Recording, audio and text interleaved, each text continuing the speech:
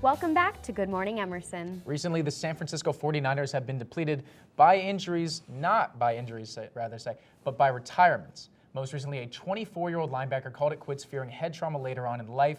Sean, this is becoming more and more prevalent, isn't it? Yeah, it's really becoming very relevant after the passing of Junior Seau and Jovan Belcher. We've seen autopsies that have revealed really drastic head trauma to these football players. Yeah. It's a very serious thing that's starting to come up. But the San Francisco 49ers are now searching for a new linebacker after Chris Borland announced his retirement on Monday. This came as a shock to Niners fans since Borland is only 24 and entering his second season.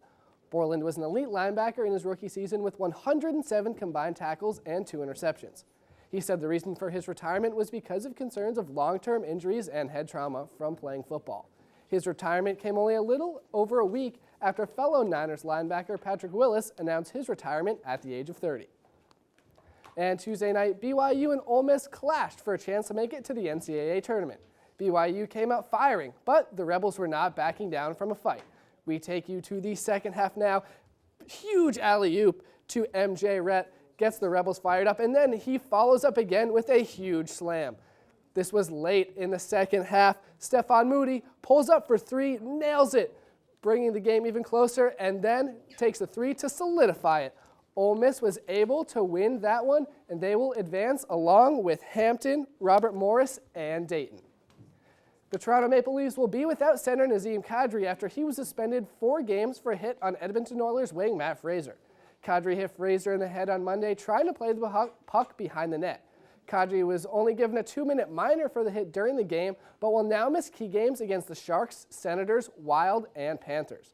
Kadri was suspended 3 games last season for an illegal hit and was only in his second game back from a 3-game team-issued suspension this month.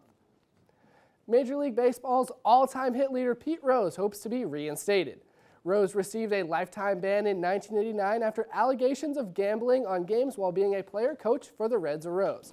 Rose sent a formal letter to the new MLB commissioner Rob Manfred asking that his lifetime ban be lifted. Manfred said that he wants to hear what Rose has to say and will then make a decision. Rose was unable to get his ban lifted under previous commissioners Fay Vincent and Bud Selig. And now for an update on NFL free agency.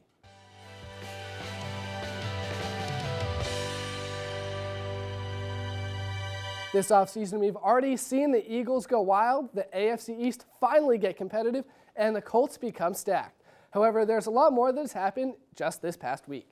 Yesterday, the Dallas Cowboys signed defensive end Greg Hardy. Hardy was a 2013 Pro Bowl selection with 15 sacks. However, while in Carolina, he was arrested on accounts of domestic abuse. And finally, after the Pats lost Revis, Browner, and Wilfork, they added new defensive threats. The New England Patriots signed cornerbacks Bradley Fletcher and Robert McClain to 1-year deals. And in the AFC South, Vince Wilfork found a new home. The 5-time Pro Bowler signed with the Houston Texans on a 2-year, $9 million contract. Wilfork was an elite defensive lineman for the Pats, and I know I for sure will miss him. That's it for sports. Now back to Logan and Maggie.